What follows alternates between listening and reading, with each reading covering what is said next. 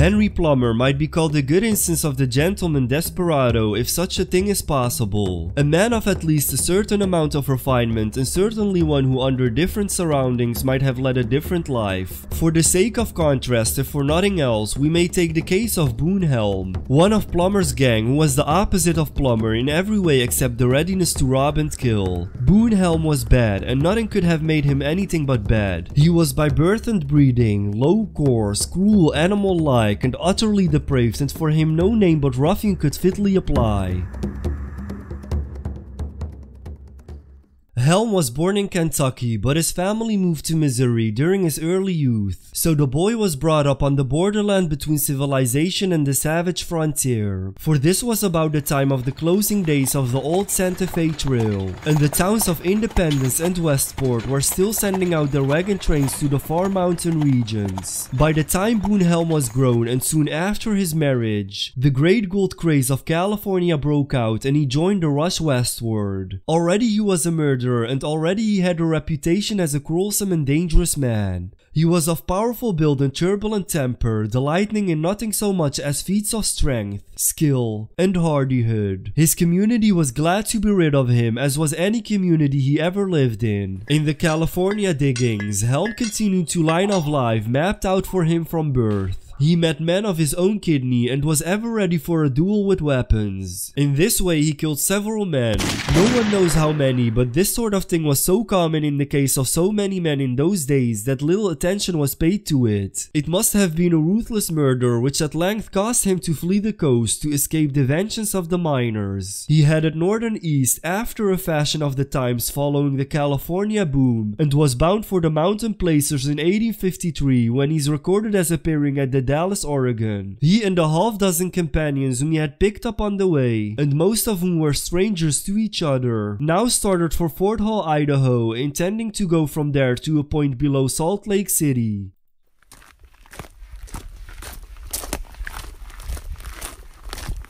The party was now reduced to one of those awful starving marches of the wilderness which are now and then chronicled in Western life. This meant that the weak must perish where they fell. The strength of Helm and one of the other men, whose name is Burton, enabled them to push on ahead, leaving their companions behind in the mountains. Almost within reach of Fort Hall, Burton gave out and was left behind in an abundant cabin. Helm pushed on into the old stockade, but found it also abundant for the winter season. He then went back to where he left Burton, and according to his own reports, he was trying to get wood for a fire when he suddenly heard a pistol shot and returned to find that Burton had killed himself. He stayed on this spot and like a hyena preyed upon the dead body of his companion. He ate one leg of the body and then, wrapping up the other in a piece of an old shirt, threw it across his shoulder and started on further east. He had before this on the march declared to the party that he had practiced cannibalism at an earlier time and proposed to do so again if it became necessary on this trip across the mountains. His calm threat was now verified. Helm was found at last at an Indian camp by John W. Powell, who learned that he was as hard a character as he had ever run across. Nonetheless, he took care of Helm, gave him food and clothes, and took him to the settlements around Salt Lake. Powell found that Helm had a bag containing over $1,400 in coins, which he had carried across the divide through all his hardships. He would take no money from Helm, and the latter never even thanked him for his kindness, but left him as soon as he reached the Mormon settlements.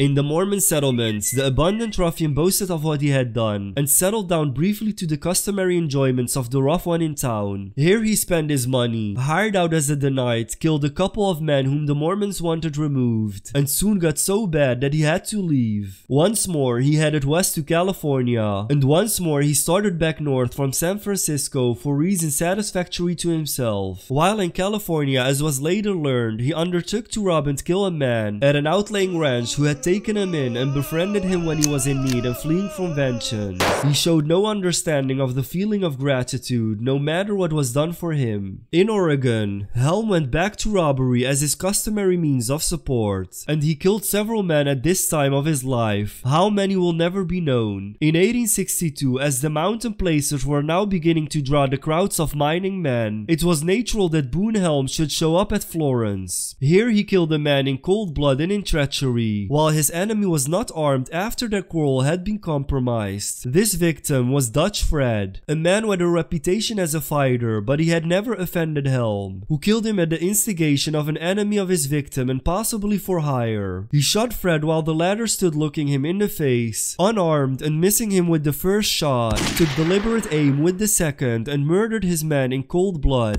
This was pretty bad even for Florence, and he had to leave. That fall, he turned up far to the north, on the Fraser River in British Columbia. Here he was once more reduced to the danger of a starving food marsh in the wilderness, and here once more he was guilty of eating the body of his companion whom he is supposed to have slain. The British authorities sent him back, and for a time was held in Portland, Oregon for safekeeping. Later he was tried in Florence for killing Dutch Fred, but the witness had disappeared and people had long ago lost interest in the crime because of others more recent. Helm escaped justice and was supposed to have gone to Texas, but he soon appeared in several settlements and moved from one to the other. Later on, he killed many more men.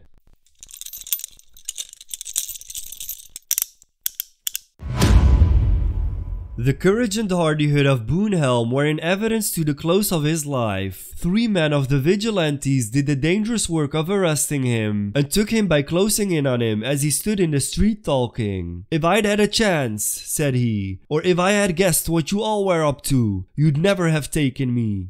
He claimed not to know what was wanted of him when brought before the judges of the vigilante court, and solemnly declared that he had never killed a man in all his life. They made him kiss the Bible and swore to this over again, just to see to what length his perjured and depraved soul would go. He swore on the Bible with perfect calmness. This did not move his captors, and indeed, Helm was little expectant that they would be. He called aside one of them whom he knew, declined a clergyman, and confessed to murder in Missouri and in California.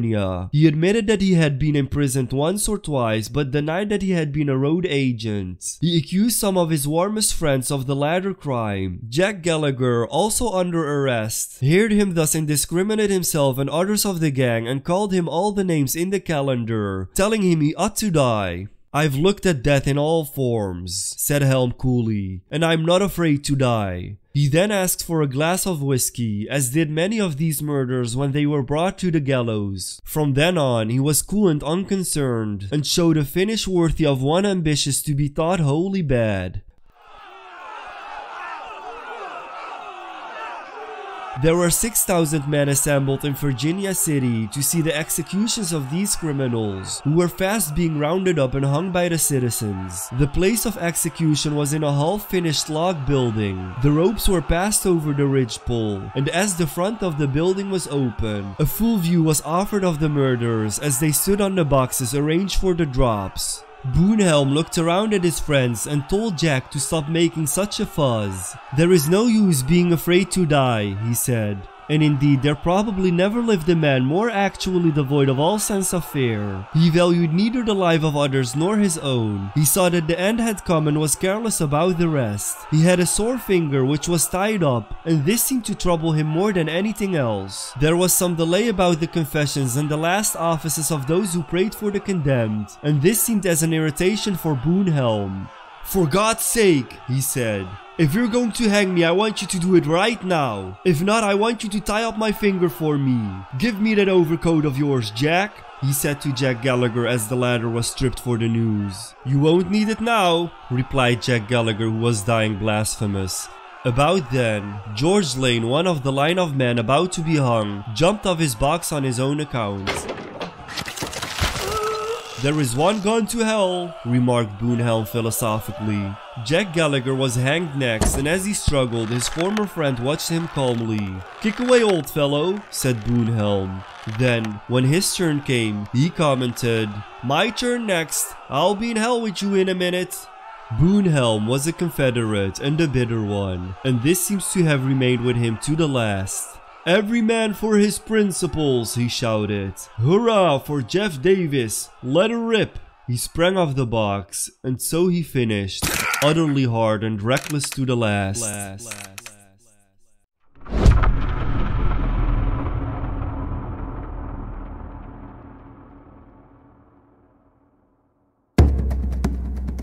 Hannah Duston was the first American woman to have a statue built in her honor in 1874. Today, what she did to deserve it might be called by some a monument to an atrocity. Hannah scalped the 10 Indians who had attacked her farm, dragged her from her bed, and burned her house down before taking her captive and killing her 6-day-old infant. It is difficult to imagine today scalping a person. There is adhesive tissue under the dermis of the skull which must be cut and pulled off by the hair. The scalp bleeds exceedingly freely, and the instrument of destruction, especially if crude, like a hand-forged iron knife, would be wet, clumsy, and slippery. And what of the revulsion one might feel at handling a dead human in this way? Had Hannah's life prepared her for that? She must have been extremely angry when she scalped the Abenaki Indians who had recently been her captors. They had after all attacked her farm, dragged her from her bed, and burned her house. They had taken her captive and almost immediately killed her week-old infant by bashing the infant's head against a tree because the baby was crying. Having taken her captive, the Abenaki Indians forced Hannah and her aunt Mary to walk many miles north in marsh while wearing only their night clothes, and for all she knew, the rest of her family was dead. Hannah and her family were no strangers to horror. She had been captured at the end of King William's War, in an era distinguished from its savagery on both sides in many outlying British settlements. This was still colonial Massachusetts Bay.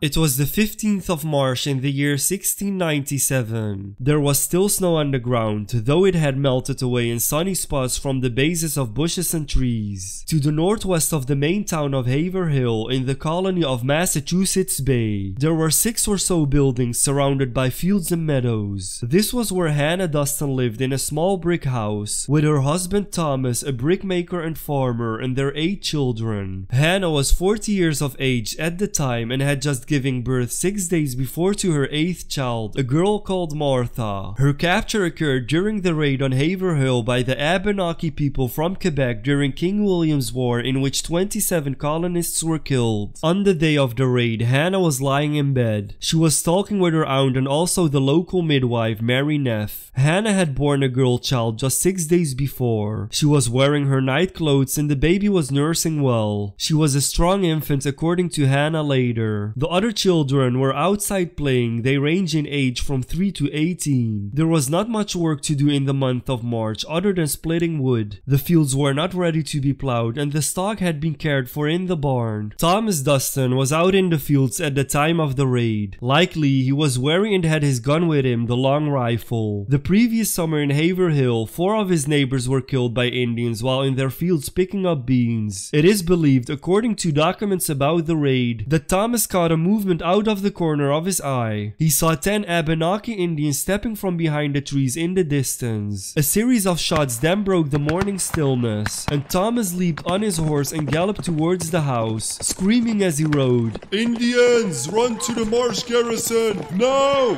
The children dropped what they were holding and grabbed the younger ones. The walled garrison was nearly a mile away and the Indians already close. The chances of reaching the garrison were small. Hannah related later that Thomas rushed into the house while she was getting out of bed. Aunt Mary grabbed Martha the infant and ran outside. Hannah told her husband to run and escape with the other children. There was no time for any goodbyes as the Indians had just captured Mary Neff and the infant and were apparently distracted while Thomas escaped. The other children had run some 600 feet with the older ones carrying the younger children. Thomas rode up among them. His plan was to snatch up 1 or 2 of the younger children and ride away with them to save a few. The Indians were in pursuit and Thomas stopped his horse, dismounted, and using the horse as a shield, threatened the small group of pursuers with his rifle. The Indians took cover and fired, but neither Thomas nor his horse was hit. Thomas jumped back on the horse and rode up to his children. The Indians had reloaded their guns and renewed the pursuit. Once more, Thomas dismounted and menaced his pursuers. Again the Indians fired and again, but neither Thomas nor his horse was hit. The Indians apparently gave up.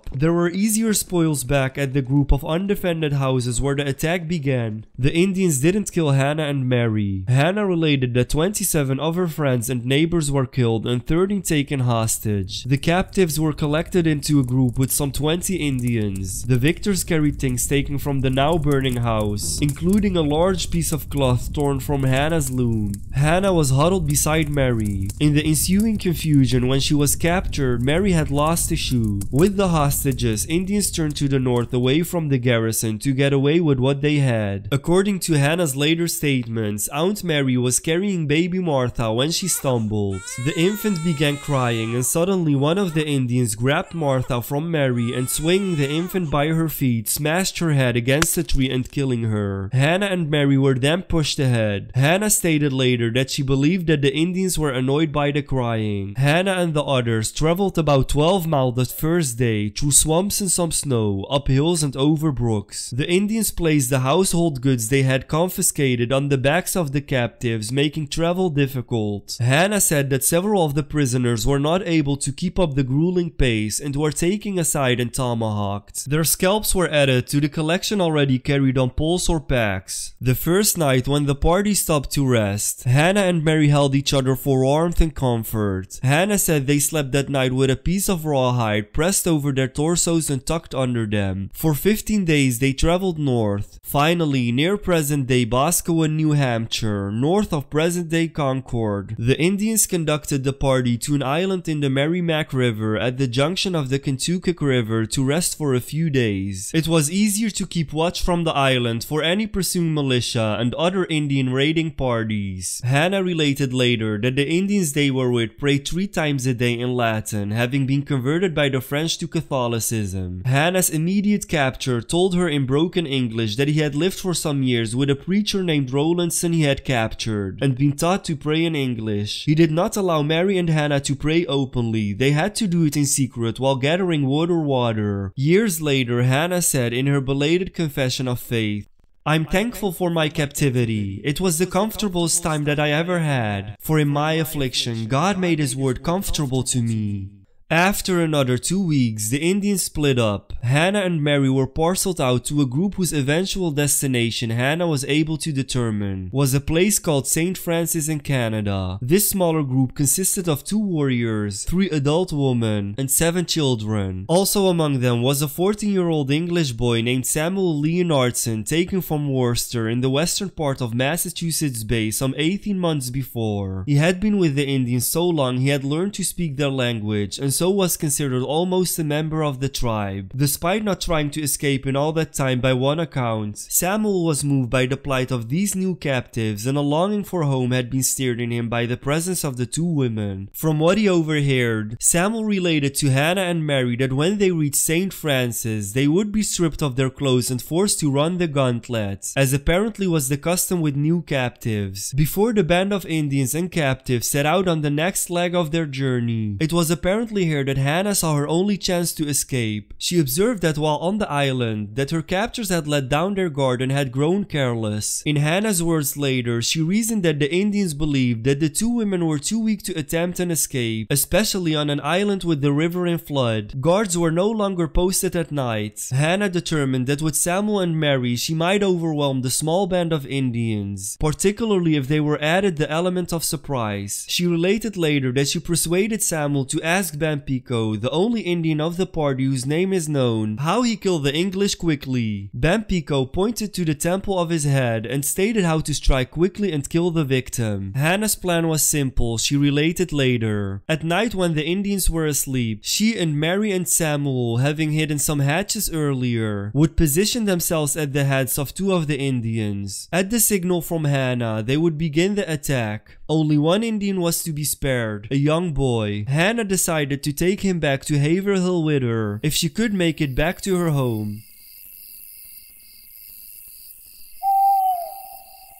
It was very late on the night of 30 March 1697. With only the light from 2 fires and the moon, Hannah, Mary, and Samuel stood ready to strike. The sound of the rushing river made for a good cover. And then, at Hannah's signal, the 3 captives struck their opponents by sharply bringing the blades down into the temples on the sides of their heads. Suddenly, Hannah related later, all was confusion. It was Hannah who raised her hatchet again and again. When she was done and all of the Indians were still, Hannah paused out of breath and covered in blood. Hannah later said that Samuel had killed just one. Mary agreed to kill one of the 3 Indian women. She was a badly wounded squaw who had managed to survive and escape, and she took the Indian boy Hannah had intended to take back to Haverhill. Hannah did not scalp the dead right away. She said later that she was terrified that her plan will fail. The wounded squaw was making her way to the other Indian band only a bit farther upriver. A white captive with the other band later reported that he saw the squaw stagger in, bleeding from 7 wounds of the head and face, and told the ghastly story of Hannah's attack. Hannah gathered up what food was at hand and told Mary and Samuel to dress in Indian clothes. She took her bloody hatchet and her dad capture's flintlock rifle and carried all this to the bank of the Merrimack River, where she packed one of the Indian canoes and scuttled the others. Hannah related that they were moving away from the island when she suddenly stopped rowing, turned the canoe around, and returned to the island, leaving Samuel and Mary at the edge of the river in the canoe. Thinking about what the Indians did to her 6-day-old infant daughter Martha, Hannah went back to the scene of the bloodbath, took a knife she found among the belongings of the camp, and scalped all 10 of the Indians, including 6 children. Then she found the large piece of cloth that had been taken from her loom in Haverhill and wrapped the 10 scalps into the cloth. In the river, she washed her hands, the hatchet and the knife, and got back into the canoe for the journey south. They traveled only at night to avoid detection and capture. With Mary and Samuel, Hannah reached Haverhill several days later. Her husband and children were overjoyed to find her and Mary alive. Hannah related the story of Martha's death and of her journey with the Abenakis, and she displayed the contents of the bloody cloth. A few weeks later, Hannah, Mary, Samuel, and Thomas traveled to Boston, where they petitioned the General Court for money for the scalps. The colony of Massachusetts Bay had posted a bounty of 50 pounds per scalp in September 1694, which was reduced to 25 pounds in June 1695, and then entirely repealed in December 1696. Wives had no legal status in those days, so Thomas petitioned the legislature on behalf of Hannah Duston, requesting that the bounties for the scalps to be paid,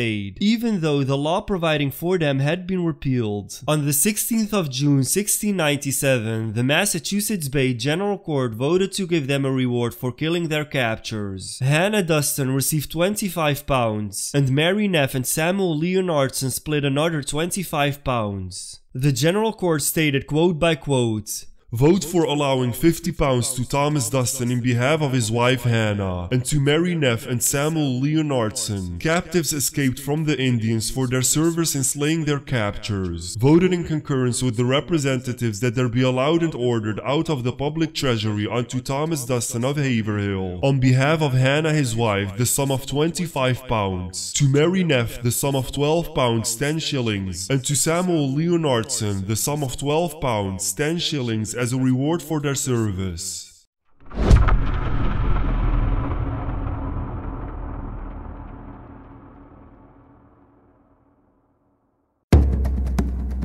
Henry McCarty was better known as Billy the Kid, but also known as Henry Antrim and William Harrison Bonney. He was a 19th century American frontier outlaw and gunman who was a participant in the Lincoln County War. He was reputed to have killed 21 men, one for each year of his life. McCarty was 5 feet and 8 inches in height, had blue eyes, smooth cheeks, and prominent front teeth. He was said to be friendly and personable at times, but he could also be short-tempered and determined. This made him a very dangerous outlaw when combined with his shooting skills and cunning. He was also famous for apparently always wearing a sugarloaf sombrero hat with a wide green decorative band. He was little known in his own lifetime, but was catapulted into a legend in the year after his death, when his killer sheriff Patrick Garrett published a widely sensationalistic biography of the outlaw called The Authentic Life of Billy the Kid.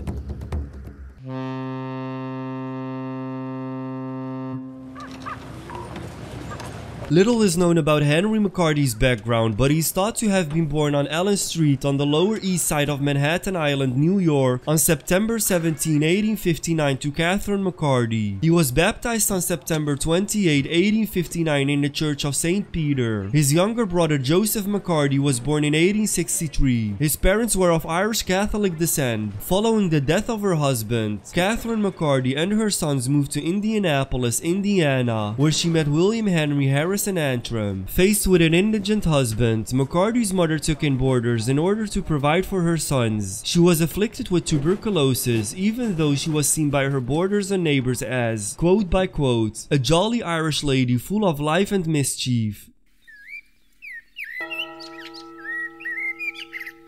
The following year, on September 16, 1874, his mother died. She's buried in the Memory Lane Cemetery in Silver City. At age 14, McCarty was taken in by a neighboring family who operated a hotel where he worked to pay for his keep. The manager was impressed by the youth, boasting that he was the only kid who ever worked for him that didn't steal. His school teacher said that the young orphan was no more of a problem than any other boy, always quite willing to help with chores around the schoolhouse. On September 23, 1875, McCarty was arrested for hiding a bundle of stolen clothes for a man playing a prank on a Chinese laundryman. 2 days after McCarty was thrown in jail, the scrawny teen escaped by worming his way up to the jailhouse chimney. From that point on, McCarty was more or less a fugitive. He is known to have stolen horses. He eventually found work as an itinerant ranch hand and shepherd in southeastern Arizona. In 1877, he became a civilian teamster at Fort Grant Army Post in Arizona, with the duty of hauling logs from a timber camp to a sawmill. The civilian blacksmith at the camp, Frank P. Windy Cahill, took pleasure in bullying young McCarty. At August 17, Cahill attacked McCarty after a verbal exchange and threw him to the ground.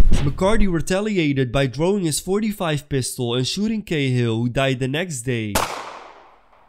Once again, McCarty was in custody, this time in the camp's guardhouse, awaiting the arrival of the local marshal. Before the marshal could arrive, however, McCarty escaped. Again on the run, McCarty, who had begun to refer to himself as William H. Bonney, next turned up in the house of High School Jones in Pecos Valley, New Mexico. Apaches had stolen McCarty's horse, which forced him to walk many miles to the nearest settlement, which was Mrs. Jonas's home. She nursed the young man, who was near death, back to health. The Jones family developed a strong attachment to McCarty and gave him one of their horses. In the autumn of 1877, Bonnie McCarty moved to Lincoln County, New Mexico, and was hired as a cattle guard by John Tunstall, an English cattle rancher, banker and merchant, and his partner Alexander McSween, a prominent lawyer. A conflict known later as the Lincoln County Cattle War had begun between the established town merchants and the ranchers. Events turned bloody on 18 February 1878 when Tunstall, unarmed, was caught on an open range while herding cattle.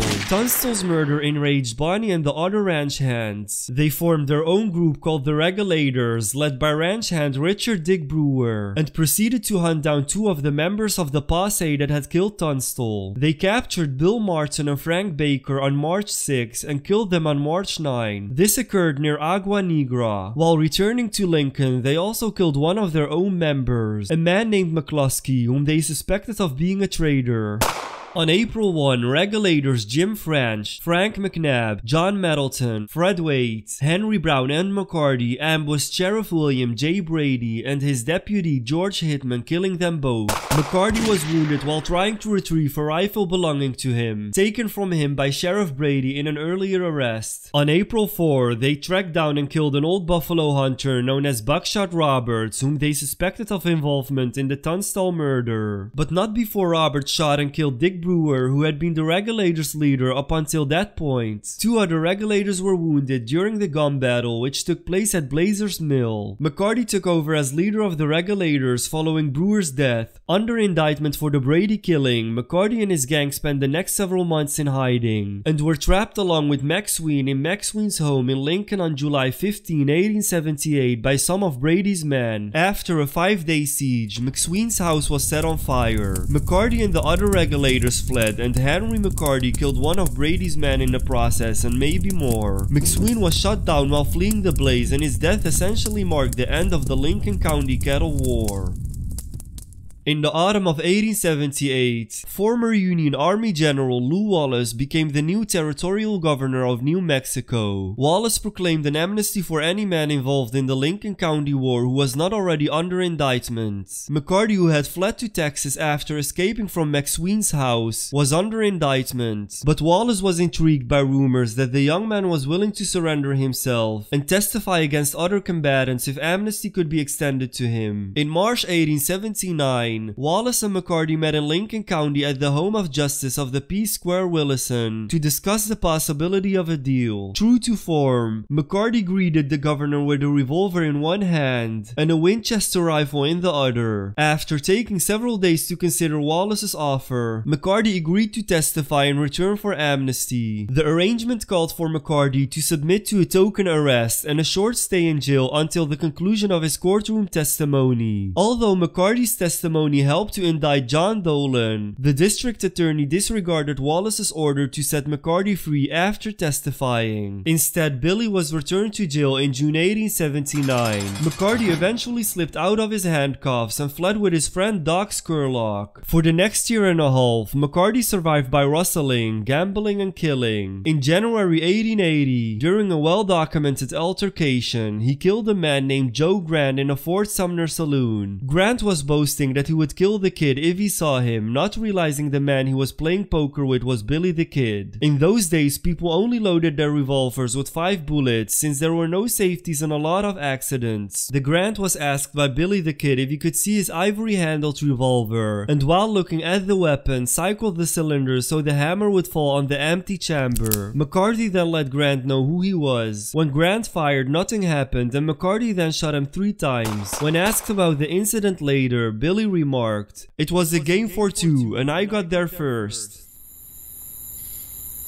In November 1880, a posse member named James Carlisle ventured into the house under white flag in an attempt to negotiate the group's surrender, with Greathouse being sent out as a hostage for the posse. At some point in the night, it became apparent to Carlisle that the outlaws were stalling, when suddenly a shot was accidentally fired from outside. Carlisle, assuming the posse members had shot Greathouse, decided to run for his life, crashing through a window into the snow outside. As he did so, the posse, mistaking Carlisle for one of the gang, fired and killed him. Realizing what they had done and now demoralized, the posse scattered, allowing McCarty and his gang to slip away. McCarty later wrote to Governor Wallace claiming innocence in the killing of Carlisle and of involvement in cattle rustling in general. During this time, the kid also developed a friendship with an ambitious local bartender and former buffalo hunter named Pat Garrett. Running on a pledge to rid the area of rustlers, Garrett was elected as sheriff of Lincoln County in November 1880, and in early December he put together a posse and set out to arrest McCarty, now known almost exclusively as Billy the Kid, and carrying a $500 bounty on his head from Governor Wallace. The posse led by Garrett fared much better and his men closed in quickly. On December 19, McCarty barely escaped the posse's midnight ambush in Fort Sumner, during which one of McCarty's gang, Tom O'Folliard, was shot and killed. On December 23, he was tracked to an abandoned stone building located in a remote location called Stinking Springs. While McCarty and his gang were asleep inside, Garrett's posse surrounded the building and waited for sunrise. The next morning, a cattle rustler and a good friend of McCarty named Charlie Botter stepped outside to feed his horse. Mistaken for McCarty, he was killed by the posse. Soon afterwards, somebody from within the building reached for the horse halter's rope, but Garrett shot and killed the horse. The horse's body then blocked the only exit. As the lawman began to cook breakfast over an open fire, Garrett and McCarty engaged in a friendly exchange, with Garrett inviting McCarty outside to eat and McCarty inviting Garrett to go to hell. Realizing that they had no hope of escape, the besieged and hungry outlaws finally surrendered later that day and were allowed to join in the meal.